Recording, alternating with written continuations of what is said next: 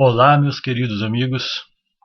Eu gostaria hoje de abordar uma questão que eu acho fundamental para a compreensão a respeito de filosofias, religiões, desta vez assumindo um enfoque ocidental. Gostaria de falar um pouco, de comentar sobre a diferença e a relação existente entre Deus e a manifestação de Deus. O mistério de Deus e o mistério das múltiplas manifestações de Deus. É óbvio, todo teólogo, todo filósofo, todos aqueles que estudam a Bíblia, no Antigo e no Novo Testamento, quanto outros livros sagrados, sabem que múltiplas são as aparições, as atuações,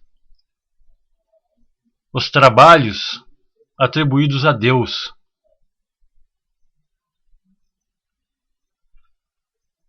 Essas manifestações, esses meios pelo qual Deus opera, a miúde têm sido confundidos pelos estudiosos, pelos crentes, pelos religiosos, pelos filósofos, pelos místicos, com o próprio Criador. E isso tem causado uma certa confusão intelectual. Deus é onisciente, ou seja, tem conhecimento de tudo, é onipresente, está em todos os locais, e é onipotente, é poderoso. Porém, é totalmente livre para manifestar-se da forma que for necessário. E isso tem causado grande confusão.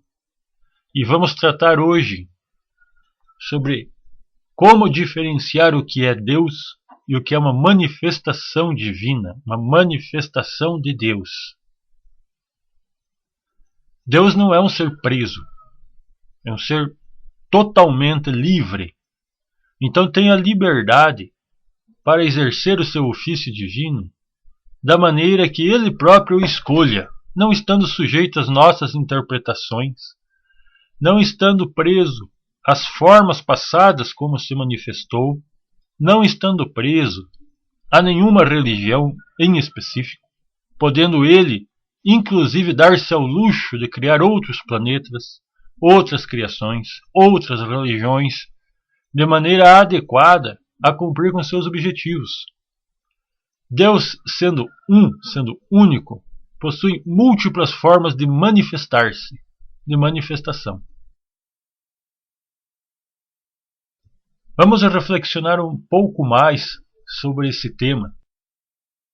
Tema um pouco difícil para a compreensão, necessita um pouco de esforço intelectual, de compreensão consciencial para abarcarmos ele, porém é fundamental para termos clareza a respeito do nosso Criador e de como ele opera.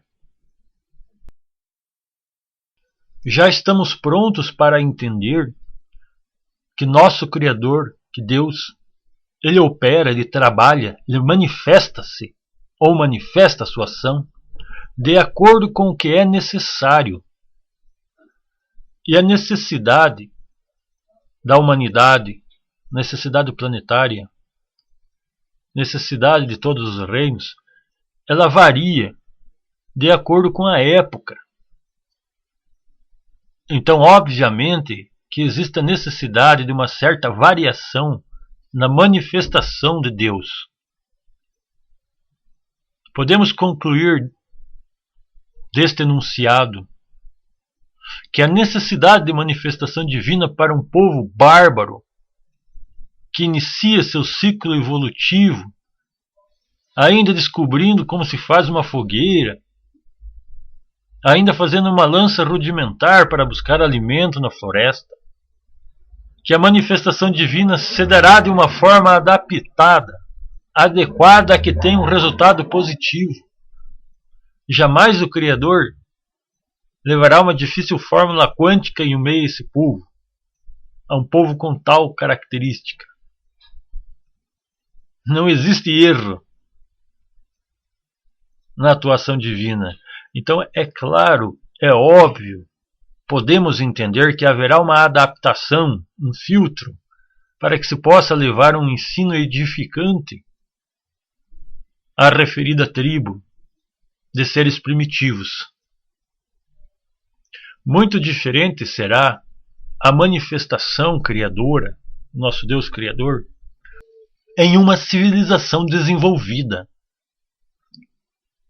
Obviamente que ao compararmos a manifestação divina em meio aos primatas tribais e a manifestação divina em meio à civilização desenvolvida, haverá uma diferença, porque os propósitos são diferentes. A forma de trabalhar a necessidade de cada realidade é diferente. E isto tem causado confusão na compreensão das pessoas. Vamos dar um outro exemplo da mesma situação. Vamos supor que no Oriente de um planeta, em sua parte mais oriental, a leste, existem determinados povos com uma determinada cultura, falando determinada língua e com um determinado nível de progresso.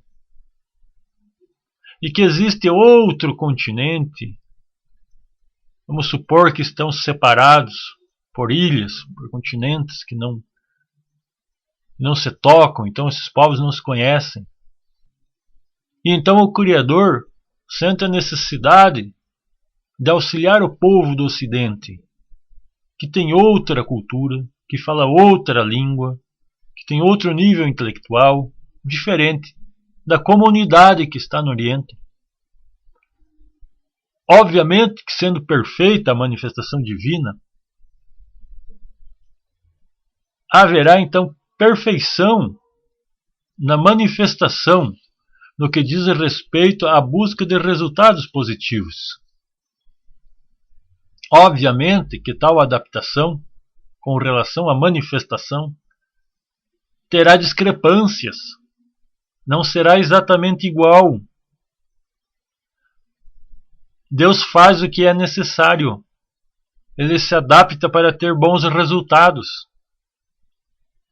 Existem tradições orientais que falam acerca de duração de ensinos, no sentido de sua eficácia. Então, alguns mestres, ao trabalharem em ofícios divinos, ofícios sagrados, já no momento de sua manifestação já falavam: estes ensinamentos estarão valendo por tantos séculos, por tantos milênios, ou por tantas décadas. Porque eles sabiam deste fenômeno, eles sabem que as sociedades elas vão se modificando com o passar das gerações, com o passar dos séculos. E há a necessidade natural de uma atualização das filosofias e dos métodos para que se adaptem ao perfil da humanidade no presente. Então, de tempos em tempos, existem sim, digamos que essas atualizações, esses aprimoramentos da manifestação divina. Se nós olharmos isso, podemos ver claramente com o passar dos milênios, com os grandes avatares, desde a época do avatar Krishna e outros. Porém, existe também umas micro atualizações ou manifestações menores, onde trabalhadores religiosos, trabalhadores com filosofias, místicos, dão apenas uma calibrada no que já existe, uma reorganizada no que já existe. Então isso ocorre constantemente, de séculos em séculos, ou algumas vezes durante um século. Sempre tem alguns seres com missões específicas de estar atualizando, regulando, reorganizando. Me vem à mente, diretamente, de forma muito clara, papel dos profetas menores da Bíblia, que não foram grandes avatares, mas que tiveram sua contribuição com seus ensinamentos. São atualizações, são auxílios que aquelas pessoas, movidas então pela força divina, pela inspiração, movidos pela atuação divina, tiveram seu papel, não como grandes avataras, como grandes transformadores, mas sim com o papel de reorganizar, de melhorar o que já havia, de reorientar. Então essa múltipla manifestação de Deus, a miúde, tem sido confundida por teólogos e estudiosos com politeísmo. Isto não é politeísmo. Isto é multiplicidade de manifestação divina. Não podemos confundir o Deus único com suas manifestações. E isso tem ocorrido. Vejam quantos relatos de aparições bíblicas, de sonhos proféticos. Vejam quantos profetas existem na Bíblia. E não podemos dizer que isto seja um livro politeísta, que a Bíblia seja um livro politeísta. É um erro afirmar isto. Deus é um só, porém a sua manifestação é múltipla. É de acordo com a necessidade, com a localidade, com a época, com o local. Então Deus é um só, porém a sua forma de auxílio à humanidade é múltipla. Entendo perfeitamente que a multiplicidade de manifestações divinas, de textos, de cânones, de versículos, de profetas, de sábios, além de gerar grande conteúdo de inestimável valor, pode também, e isto é um fato que podemos comprová-lo, gerar dúvidas a respeito de qual religião é certa, de qual profeta devo seguir, que ensinos são mais eficientes. Isto é normal, isto é compreensivo. O que fazer então em meio à vastidão de ensinos? Vou dar uma orientação agora então ao praticante, independentemente de suas escolhas, de seus padrinhos bíblicos, de seus sutras favoritos do orientalismo. A minha orientação é a seguinte: firmar em mente e em coração fortemente a presença divina de Deus, utilizando-se para isso de imaginação, de vontade, praticar firmemente, diariamente, a sua fé, a religião, a filosofia que escolheu, e permanecer nesta prática durante muitos meses, avaliando minuciosamente os seus resultados, em seu estado de ânimo, em seu mundo exterior. Atualmente, devido ao fenômeno da fragmentação dos ensinos, que são muitas filosofias, a filosofia original se deriva em duas, depois essas duas se derivam novamente e se derivam. Temos o desafio das falsas doutrinas que já perderam a efetividade e as pessoas estão perdendo seu tempo, digamos, ao praticá-las. Existem sim, chamamos de pseudo-esoterismo, pseudo-filosofia. Existem sim. O que cabe a nós, então, como praticantes, como buscadores da verdade, da realidade espiritual, unitotal? O nosso desafio hoje em pauta é revalorizar, reconectar, tornar novamente verdadeiro o ensino que se deseja aprender, a filosofia que se deseja praticar, a religião que se deseja vivenciar.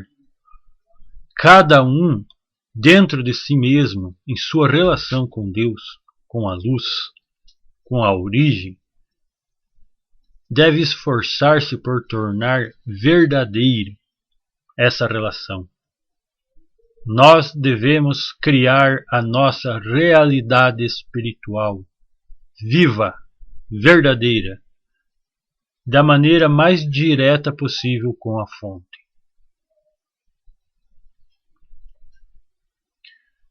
Um tema interessante que me vem à mente espontaneamente nestes momentos é aquele ensinamento de que Deus, através da sua onipresença, está plasmado em sua própria criação.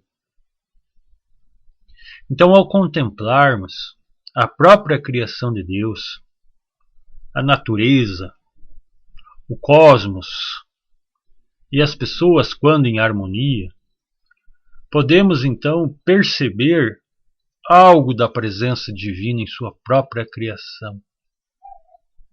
Como se a criação planetária fosse uma espécie de livro, onde está registrado toda uma história, toda uma inteligência, uma filosofia de maneira natural e grandiosa. A experiência me leva a afirmar que uma forte oração, feita ao nascer do sol, com aquela bola vermelha de fogo se levantando, ou que uma oração ao pôr do sol, com a beleza característica desses momentos, pode ser mais eficiente que algumas orações realizadas em ambiente muito fechado, muito restrito.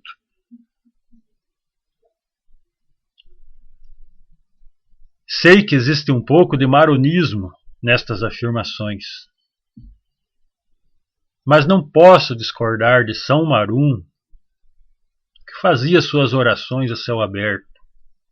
Realmente existe uma mágica plasmada na nossa natureza, a beleza de uma montanha, o desafio de se chegar ao topo de uma montanha, fazer uma oração em cima de uma montanha, orar e agradecer por um dia de vida perante um céu estrelado, orar em agradecimento, seja verbalmente, ou seja no silêncio interior, quando a família e descendentes reunidos vivenciam momentos agradáveis, em harmonia e felicidade. Podemos e até devemos enxergar e valorizar a presença da manifestação divina em sua própria criação, a orar em meio às dádivas de nossa magnífica criação. Sabemos que estamos vivendo em épocas difíceis, que existem guerras, dificuldades, e isso só nos desafia a valorizar mais ainda os bons momentos. Eles se tornam mais brilhantes, mais valorosos em meio a esta difícil época. Muitos se questionam por que Deus permite isso, por que Deus faz aquilo, é chuva calamitosa, é violência, imigração descontrolada, sofrimento para todo lado. Quem faz isso são as pessoas. Nós precisamos entender uma coisa. A atuação de Deus é uma coisa. A atuação do ser humano é outra coisa completamente distinta. Foi dado à humanidade um atributo chamado livre-arbítrio. E, infelizmente, a grande maioria das pessoas não fez e não está fazendo bom uso do livre-arbítrio. Em decorrência das ações do próprio ser humano, unicamente em decorrência das ações do próprio ser humano, ocorrem todas essas calamidades, violência, roubos, crimes, guerras, desequilíbrios ambientais, devastação da natureza, a ganância sem medidas. A cobiça e a ganância estão destruindo o nosso planeta. Então isso é decorrência da atuação do ser humano. O ser humano tem que assumir o seu papel, tem que assumir a sua responsabilidade pelo caos, pelos problemas que a humanidade está vivenciando. Veja alguns pseudos espiritualistas, pseudo-religiosos, até pessoas próximas no decorrer da vida. Tenho percebido a tendência de tentar culpar a Deus pelos infortúnios, pelas más consequências das más escolhas, e aí por diante. Os efeitos negativos, as condições adversas, são fruto da má atuação de cada um de nós e da atuação equivocada, dos erros da própria sociedade, dos governantes. Enfim, esta é a situação. Deus não pode ser culpado, jamais, pela consequência negativa da ação dos seres humanos, seja da ação individual de cada um, seja da ação coletiva da sociedade. Óbvio que a consciência superior desejaria uma condição melhor de existência para toda a humanidade.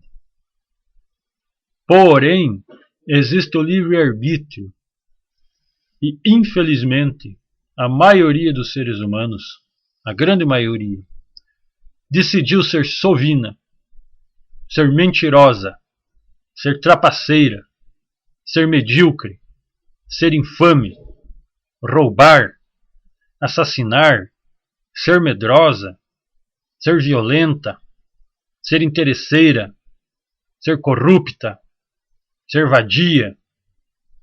Enfim, inúmeros são os delitos que a sociedade vem cultivando. Poderíamos aqui ficar horas gastando saliva e língua, enumerando os delitos, seus tipos, tipificando, estudando suas consequências, estudando suas más consequências, estudando seus maus exemplos perante os mais jovens, estudando o apodrecimento da psique pela sedução ao delito. Poderíamos falar sobre apologia ao delito, difundida em massa por televisões, em meios de comunicação, pela internet, sobre assédio aos mais jovens e aos adolescentes.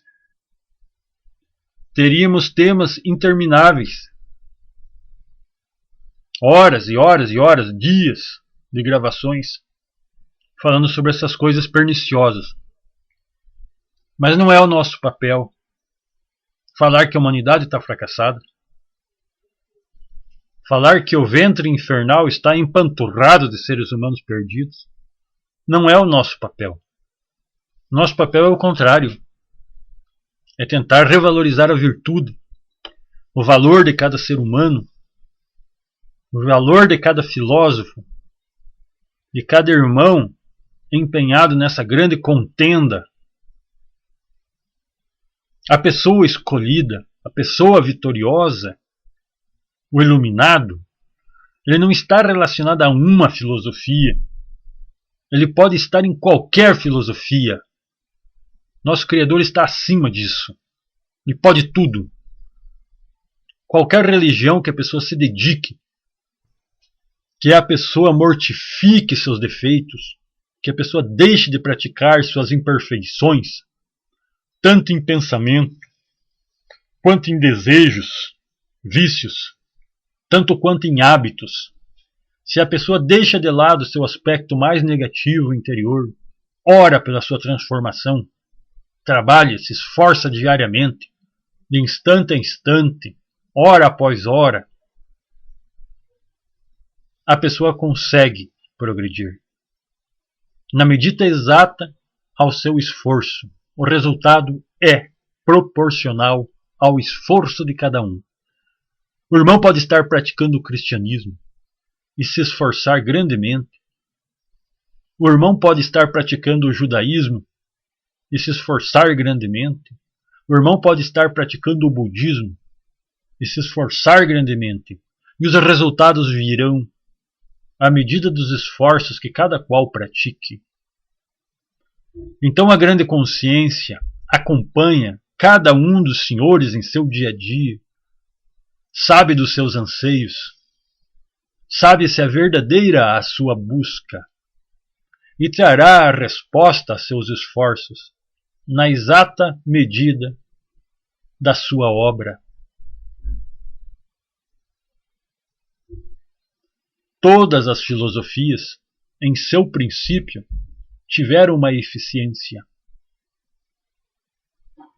Com o passar das décadas, dos séculos, dos milênios, nossos queridos irmãos praticantes vão se perdendo, os pobrezinhos.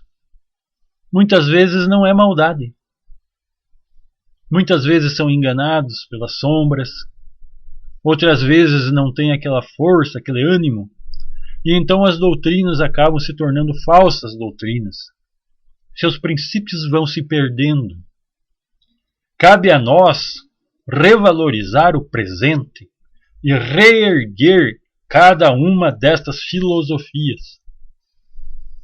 Porque se a maioria dos seres humanos está interessada somente em coisas baixas, em ego, em prostituição, em degeneração, em fornicação, em drogas, em vícios, em más condutas, em prejudicar o próximo, quero eu crer firmemente que também há umas poucas pessoas em cada filosofia, cito com grande júbilo, judaísmo, cristianismo, islamismo, budismo, filosofias orientais, que estas pessoas que se dedicam com afinco, que deixam a gula de lado, que passam a ser moderados em sua alimentação, que passam a agradecer e santificar o alimento que levam à boca, que esses que deixam de pensar mal da vida do próximo,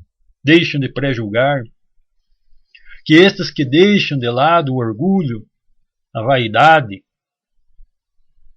que estes deixam de ser muito gananciosos e começam a olhar um pouco para o próximo, que as pessoas vão progredindo, vão buscando a iluminação, vão conseguindo seus graus espirituais e podem sim vencer, fazendo a diferença.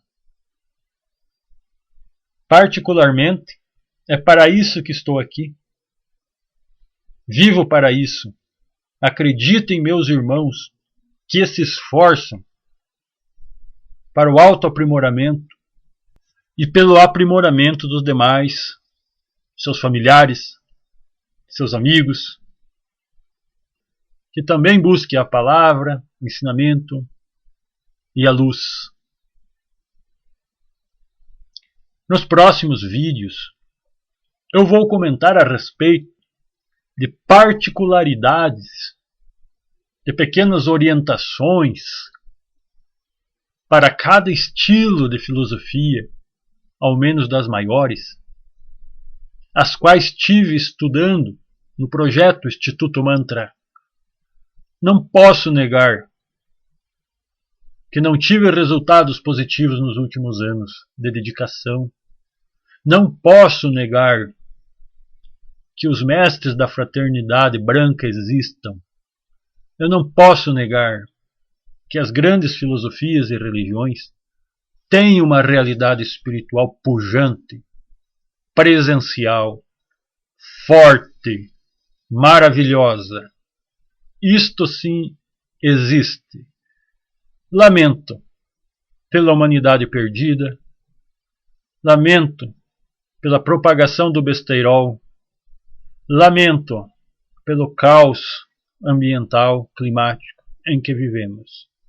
Mas o que sobra para nós, meus irmãos, é o brilho do esforço de cada um de vós, para que faça a diferença em seu dia a dia, desde o levantar até o entardecer, até o anoitecer, que cada passo, que cada convívio e cada aperto de mão faça a diferença positivamente, pois cada um de vós é o exemplo vivo da manifestação espiritual correta.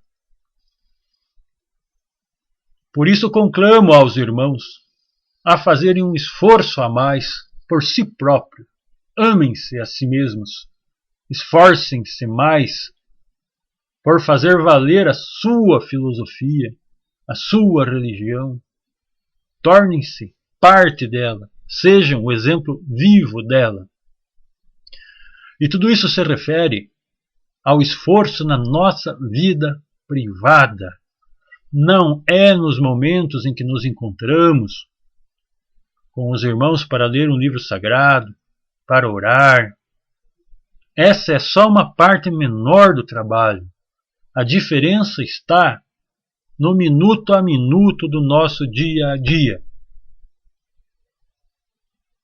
Aí está a diferença. A nossa relação pessoal com a espiritualidade, com a fonte criadora. Isso é a diferença. É o esforço pessoal em nossas casas. É fazer a diferença e espiritualizar o nosso trabalho, o nosso convívio, quando estamos pelas ruas. Nós devemos estar em oração e em contato com a divindade, com Deus, com a fonte original, todos os instantes do nosso dia a dia. Não devemos esquecer dele. Podemos ter a nossa atenção no Criador e na pessoa que está à nossa frente conversando conosco.